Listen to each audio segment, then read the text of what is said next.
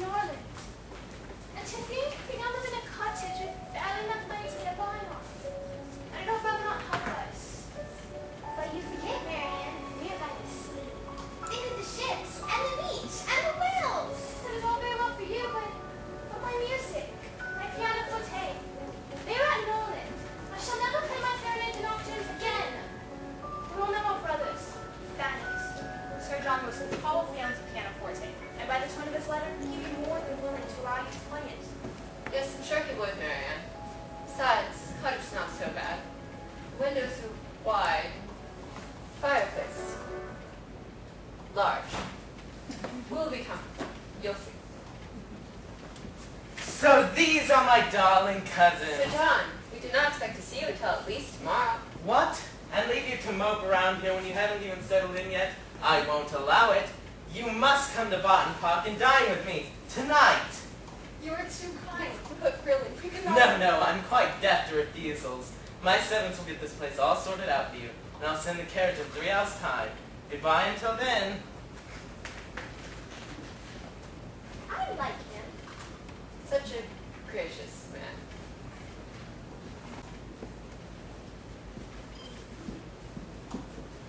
I'm so glad the ride was pleasurable.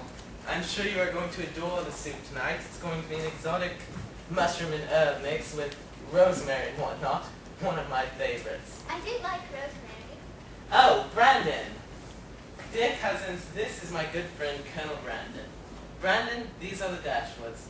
Elinor, Marianne, Margaret, and their delightful mother. I have heard so many good things about you all. And you know, Brandon, Miss Marianne is a delightful pianoforte. Is it true that you enjoy music, Miss Marianne? Yes, I do adore the pianoforte.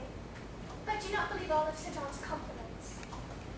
Well then, perhaps, after dinner you could honor us with a performance.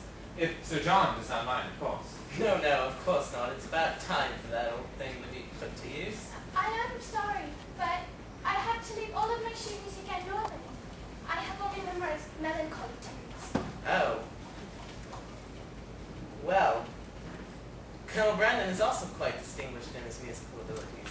Perhaps a duet or I do two not is know all any that- duets. Well, let's not stand around talking when there's food to be had. Right this way, to the dining room. You know, Brandon, I think Marianne is quite enamored with you. You must be imagining things again, John. But it does not matter whether she feels anything for me or not. A beautiful girl of her age could never love me. Oh, you're not that old, Brandon. And you are quite rich, if I do say so myself. That can only help you in your pursuits. I think you stand a good chance with her. You two would make a very handsome couple. That is entirely beside the point. Meanwhile, aren't the ladies waiting for dinner? Oh, yes, dinner. How could I have forgotten?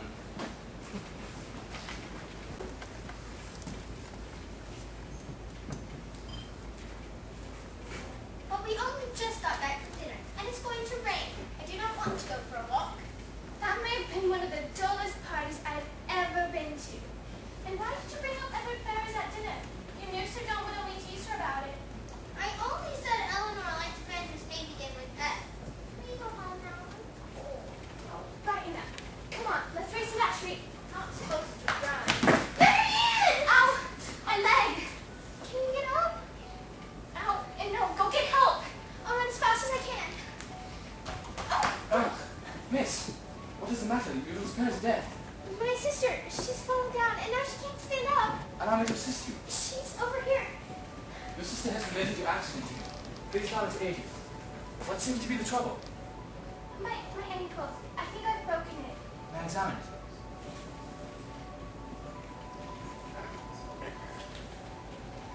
It's only a sprain, but I will not have you walk on it. Allow me to escort you home. So, do you do this often? Yes, all the time.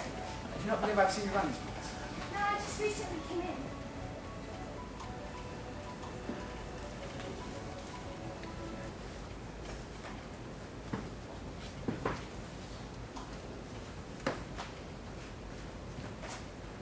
Good evening, Mrs. Jennings. These are my most recent acquaintances, the Dashwoods.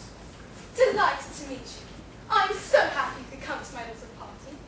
I heard the Dashwoods were handsome girls, but even you surpass Sir John's description. And you, Mr. Willoughby, are you still riding as fiercely as before? Yes, ma'am. Quite as fiercely as ever. Oh, Willoughby, I simply must play me my favourite piece on the pianoforte. Young love, nothing can stop it.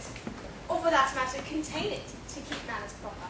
Oh well, sorry, Mrs. Jones. My sister is only on leave for a month. You must be mistaken. But that did not stop you from falling head over heels for Mr. Ferris, now did it? Oh yes, Sir John told me all about it. I'm sorry, Elinor.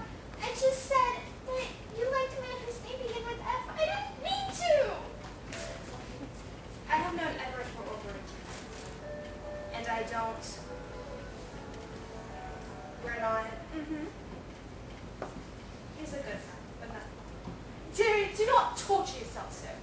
It is perfectly acceptable for a girl of your age to fall in love. Mrs. Jennings, I do not know exactly what you have heard, but there is nothing between you... Oh, hush! Even a little old lady like myself can see that you have feelings for me. I am very experienced in these matters. I must go see what Willoughby and Marianne are doing. Do not worry yourself about it, Elinor. Well, it seems as if your sister is one quite an admirer. Yes, he is very attentive to her, but we do not know anything about him. Do you know anything of his character?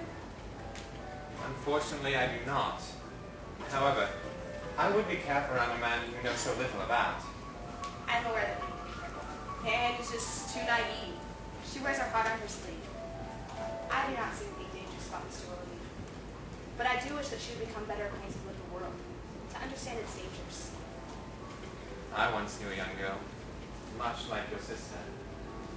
She did become better acquainted with the world, and it ruined her. Do not desire it. You are so charming, my dear. At last you are here to visit.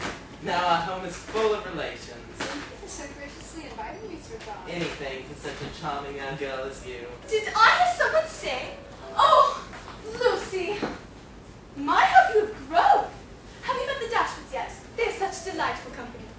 This is Miss Elinor Dashwood. Miss Elinor, this is Miss Lucy Steele. It is wonderful to finally make your acquaintance, Miss Dashwood. I have so long to meet you. And Miss Lucy, you would not believe the stories going around about Miss Elinor. You see, she has a very great liking of a Mr. Ferris. And I do hope they will get married soon, for he'd be quite a match for you, Elinor. Mr. Robert Ferris? Of course not, dear. He is far too dull. Edward, of course, Mrs. Jennings. Yes. Oh, Brandon. This message just arrived for you. Well, now, it didn't just arrive, you see. It actually came a little earlier, but, well, I left it in my pocket. Now, what I don't understand... We'll sleep for London immediately. Forgive me for my abrupt departure. What? Leaving already? What? We haven't even eaten yet. It is very nice to meet you, Miss Steele. Aren't we lucky Sir John is so kind as to have so many guests? Yes, quite. May I ask a favor of you? What do you mean? I have heard you are a good friend of Edward's, and so I do not think you would mind me telling you. Mind you telling me what? Lucy, we have only just met, and if it is anything of importance, I doubt that I am the best person to confide in. Oh, but I can already tell how trustworthy you are. I believe you will not spill my secret. You see, Edward and I have been secretly engaged for the past 4 years, but family connections have stopped us from marrying. I have not told a soul, and the stress of it's been wearing me down. I had to confide in someone, Elinor. I need someone to talk to about it. You understand, don't you? I simply cannot stand it. I must know what you are saying. So, you will keep my secret? I would not dream of it, Susan. Oh, bother!